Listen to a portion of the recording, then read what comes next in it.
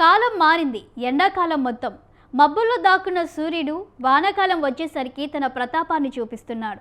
ఎండాకాలంలో దంచుకొట్టిన వర్షాలు వానాకాలం వచ్చేసరికి మబ్బుల్లోనే దాక్కునిపోయాయి. ఏపీలో భానుడు తన విశ్వరూపం చూపిస్తున్నాడు.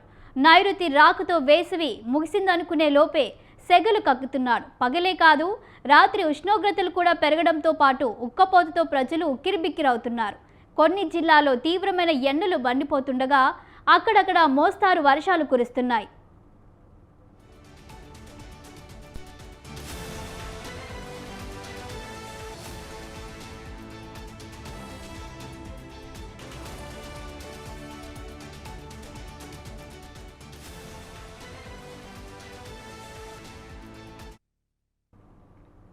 ఇవాళ రాష్ట్రంలోని 15 జిల్లాల్లో అధిక ఉష్ణోగ్రతలు నమోదవుతాయని ఏపీ విపత్తు నిర్వహణ సంస్థ హెచ్చరించింది.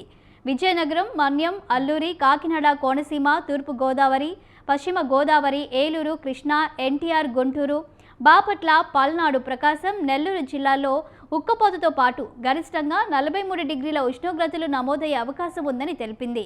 మరోవైపు అల్లూరి, అన్నమయ్య, చిత్తూరు, తిరుపతి జిల్లాల్లో కొన్ని ప్రాంతాల్లో తేలికపాటి నుంచి మోస్తారు వర్షాలు కురిసే అవకాశం ఉందని తెలిపింది. భారీ ఉష్ణోగ్రతలు నమోదవుతున్న క్రమంలో పిల్లలు, వృద్ధులు జాగ్రత్తగా ఉండాలని వైద్యులు సూచించారు.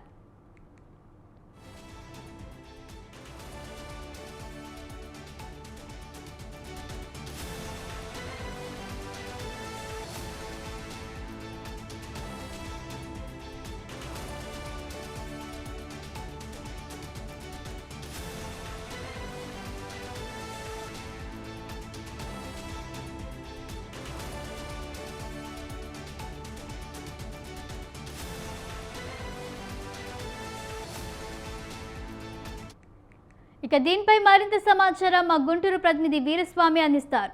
వీరస్వామి, చెప్పండి, ఇక ఏపీలో ఉష్ణోగ్రతలు ఎలా ఉన్నాయి?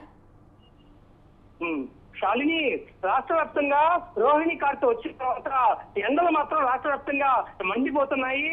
సూర్యుడు బగబగలకు మాత్రం జనం మాత్రం విలవిల్లాడుతున్న పరిస్థితి నెలకొంది.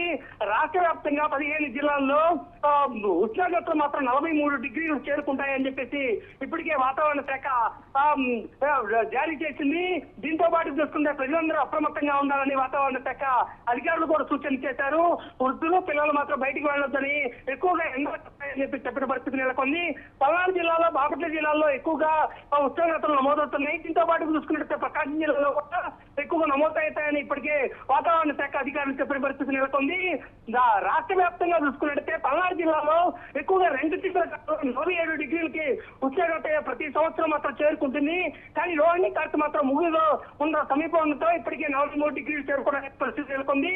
దీంతో పాటు చూసుకున్నట్లయితే మాత్రం రాష్ట్రంలో ఉన్న 26 జిల్లాల్లో 15 జిల్లాల్లో మాత్రం ఉష్ణోగ్రతలు ఎక్కువగా ఉంటే మిగతా జిల్లాలో కూడా ఒక్కరుగా వర్షాలు కురుస్తాయని ఇప్పటికే వాతావరణ శాఖ చెప్పిన పరిస్థితి నెలకొంది. ఎండాకాలంలో కూడా చూసుకున్నట్లయితే ఒకవైపు నుంచి ఉదయం వేళలో ఎక్కువగా ఎండలు కాస్తుంటే రాత్రి మాత్రం ఉక్కపోతకు మాత్రం ప్రజలు ఇబ్బందులు పడుతున్న పరిస్థితి నెలకొంది. దీంతో చూసుకుంటే మాత్రం వాతావరణ శాఖ మాత్రం ఇప్పటికే అధికారులు కూడా సూచనలు చేసించే పరిస్థితి నెలకొంది. ప్రజలందరూ అప్రమత్తంగా ఉండాల్సిన అవసరం ఉంది. ఎప్పుడైనా సరే బయటికి వెళ్లాల్సి వస్తే తప్పనిసరిగా మాత్రం బలవసాయాలను ఆశ్రయించాలి, వైద్యులు సూచనలు పాటించాలని చెప్పేసి చెప్పిన పరిస్థితి నెలకొంది.